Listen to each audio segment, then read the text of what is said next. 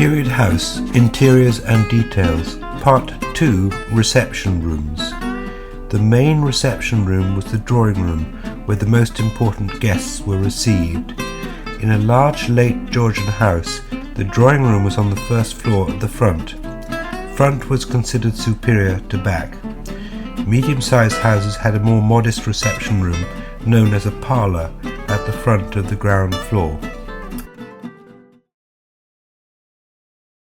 The first floor of the large was known as the piano nobile. Here the drawing room enjoyed the prospect or pleasing view. The drawing room was regarded as a feminine room, so its decor and furnishings were lighter in both weight and colour. The room behind it was also feminine, as it served as the lady of the house's private sitting room or boudoir.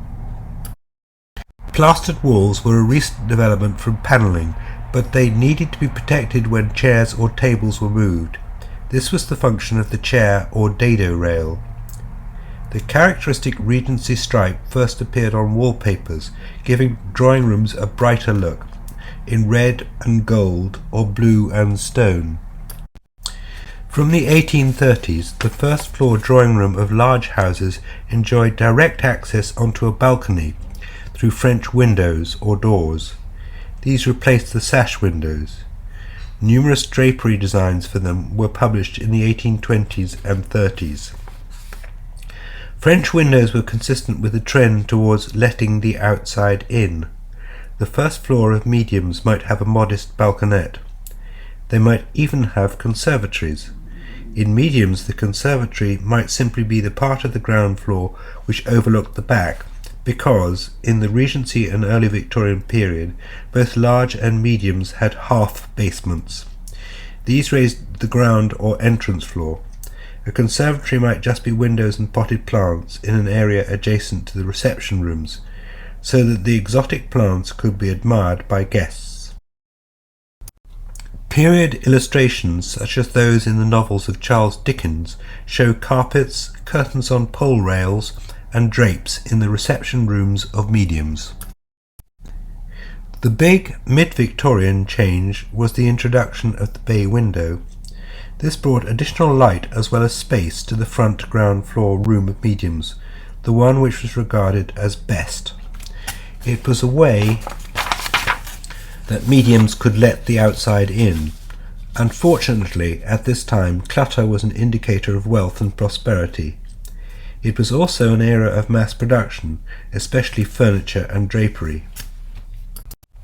Although in medium terraced houses, front had been best.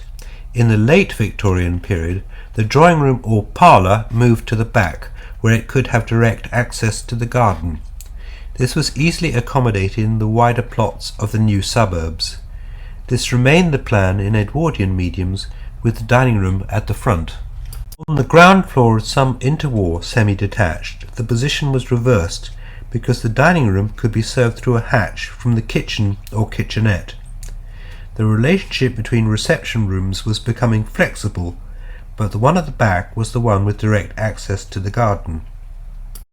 The dining room. In the late Georgian period, for the first time, a room was made into a permanent dining room. Before, dining had been an informal arrangement.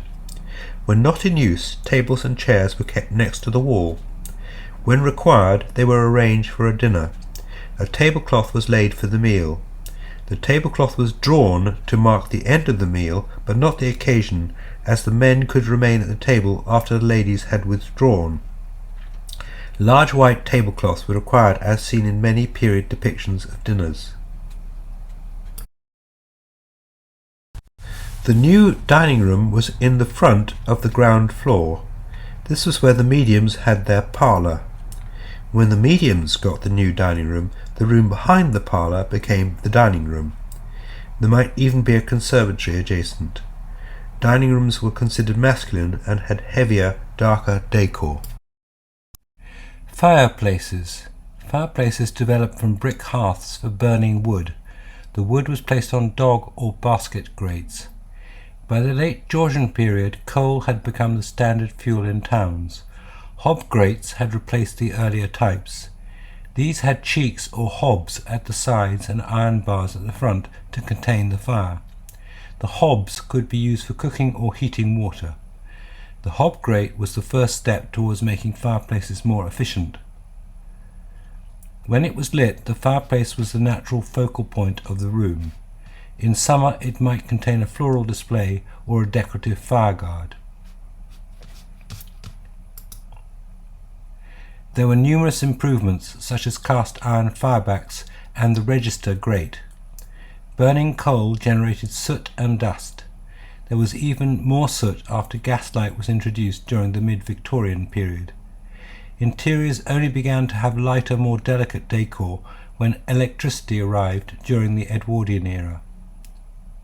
Every room had its own fireplace, especially ground floor reception rooms. The only exception was usually one of the servants' bedrooms. The material used for the fireplace surround showed the importance of the room, from white marble in drawing rooms to plain wood in servants' bedrooms. As styles changed, late Georgian neoclassical designs gave way to lighter Regency forms. Victorian forms became heavier, with features such as corbels and overmantels. A single large mirror became a common feature. Edwardians revered the fireplace as the heart of the home. Their fireplaces could be grandiose, with even a return to wood burning in rural houses.